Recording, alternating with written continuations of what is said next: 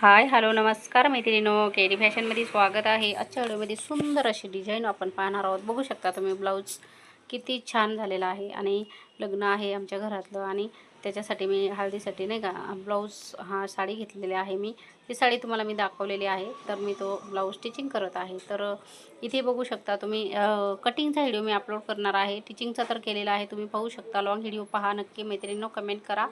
आणि इथे बघा मी कटिंग केल्यानंतर गळा ड्रॉ करत आहे। मला चौकोनी गळा हवा आहे ह्या ब्लाऊजचा, तर चौकोनी गळा घेतलेला आहे। जवळजवळ 10 10.5चं घेतलेला आहे गळा, जास्त नाही, म्हणजे 11 इंचाच्या पुढेच असता माझा गळा, 11 असतो पण हे 10 घेतलेला आहे मी। तर इथे आता मी ही जी पट्टी आहे बॅकनेकसाठी वापरणार आहे, तर त्यासाठी मी इथे जॉईन करून ठेवत आहे। कटिंग झाल्यानंतर मेन फॅब्रिक आता मी असं ठेवलेलं आहे, उलटं ठेवलेलं आहे का की ह्याला मला उलटवून घ्यायचं आहे, डायरेक्टली पलटी करायचं आहे। सोयीचं फॅब्रिक आणि त्याच्यावरती अस्तर अशा पद्धतीने ठेवून मी पिनअप करून घेते। ह्याला काही मला पायपिंग करायची नाही, डायरेक्ट पलटी करायचं आहे।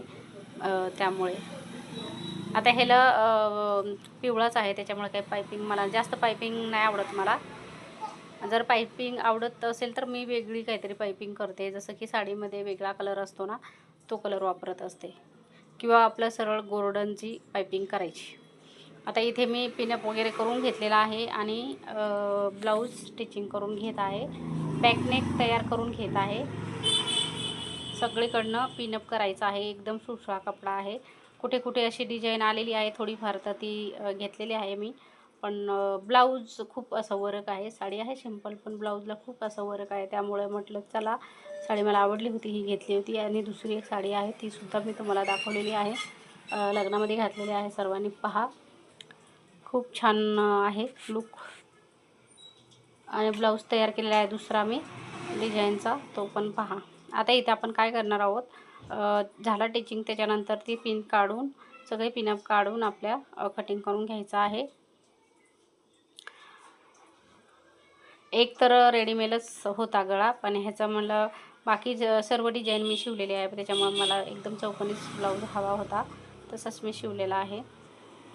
पानगळा, चौकोनी गळा, हेच गळे आपले असे वाकडे तिकडे मला तर जास्त आवडत नाही, पण झालेला आहे डिझाईन सर्व माझ्या सिंपल आहे, त्यामुळे मग म्हटलं चला।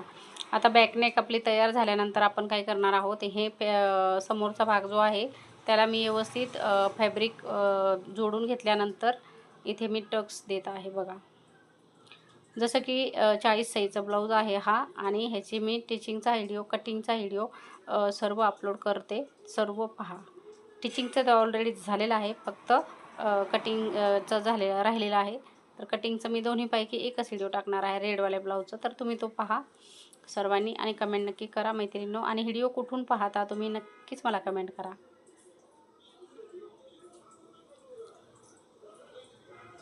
आता 4 टक्स आपले तयार झालेले आहेत। इथे आपण आता काय करणार आहे, क्रॉसपट्टी जॉईन करून घेतो।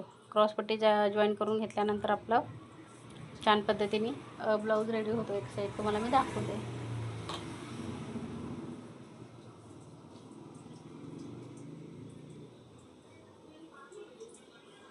ह्या पद्धतीने आता इथे रेडी झालेला आहे सर्व।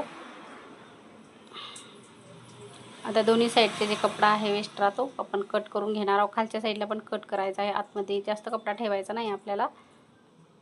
अर्धा इंच पेक्षाही कमी आपण इथे कपडा सोडला होता, तेवढाच आपण इथे दाबलेला आहे। आणि बघू शकता एक साईड आपली इथे तयार झालेली आहे। आता हा जो ब्लाऊज आहे हा माझा स्वतःचा आहे बरं का मैत्रिणींनो।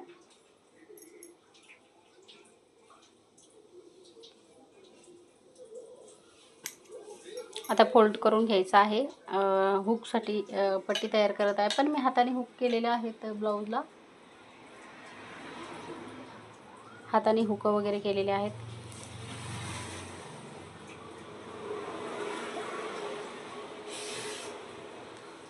या पद्धतीने आपल्याला दोन्ही पट्ट्या आपल्याला व्यवस्थित तयार करून घ्यायच्या आहेत, लुकची आणि हुकची। आणि गळ्याला पायपिंग करायची आहे, जेणेकरून आपण बॅकनेक आपण पलटी केलेला आहे। आणि ह्याच्या आधी मी एक चॉकलेटी कलरचा ब्लाऊज आहे कस्टमरचा, तो ब्लाऊज मी इथं त्याचा व्हिडिओ टाकलेला आहे, पण त्याला पायपिंग वगैरे दाखवलेली आहे, ते सुद्धा व्हिडिओ पहा मैत्रिणींनो।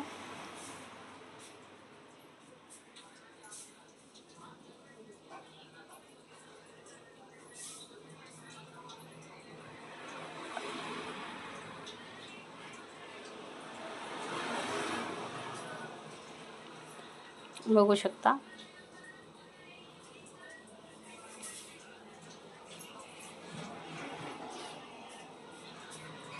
आता इथे नॉचेस करायचे आहे आपल्याला आणि पाइपिंग करून घ्यायची. दोन्ही गळ्याला पाइपिंग करून घेते मी.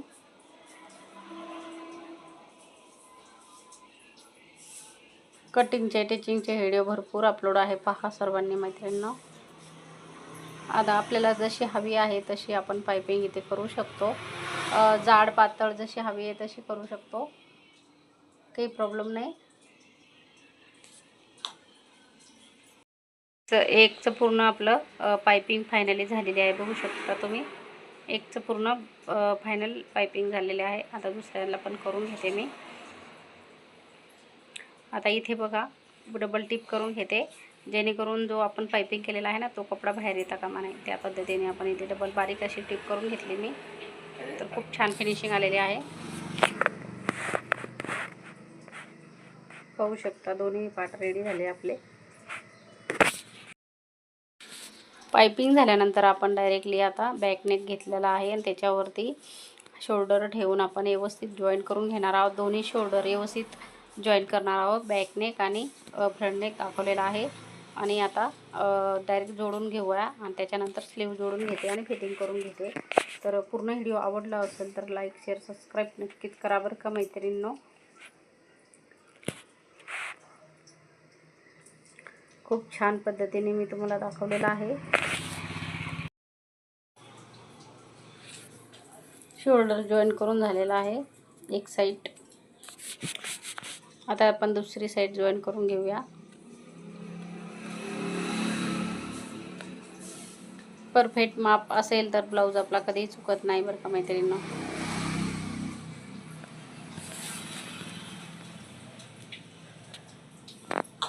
डबल टिच करून घ्यायची आहे. आता आपल्याला व्यवस्थित असं ठेवून घेऊन आपल्याला काय करायचं आहे, डबल टिपा मारून घ्यायच्या आहेत आणि त्यानंतर आपल्याला इथे स्लीव जॉईन करून घ्यायचं आहे. मग फिटिंग खूप छान अशी फिनिशिंग आलेली आहे. खालीवर झालं असेल तर ते आपल्याला कट करून घ्यायचं आहे सगळीकडनं.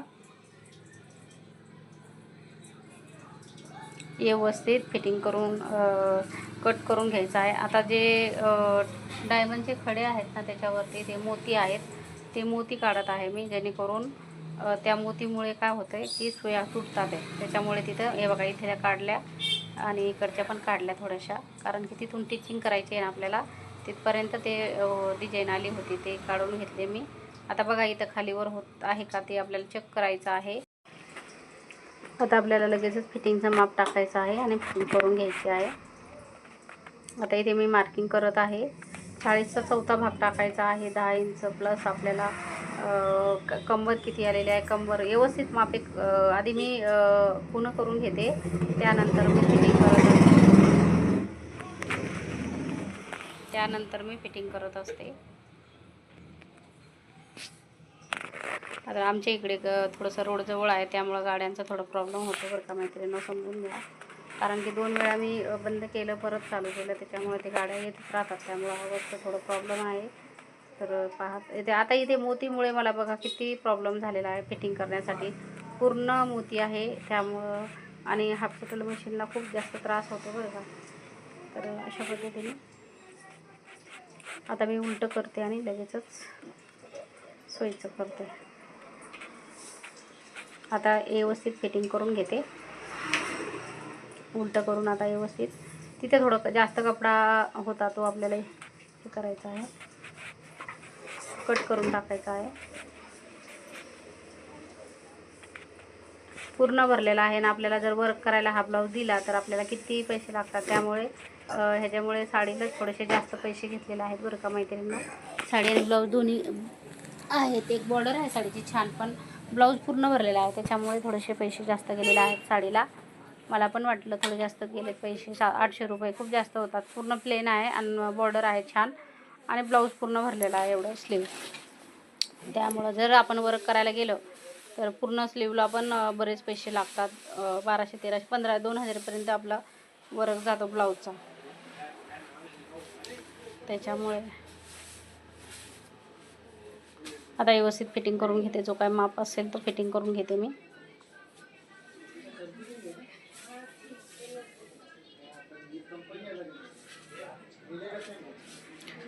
जिथे वर्क असेल तिथे हळूहळू फिटिंग करत आहे मी.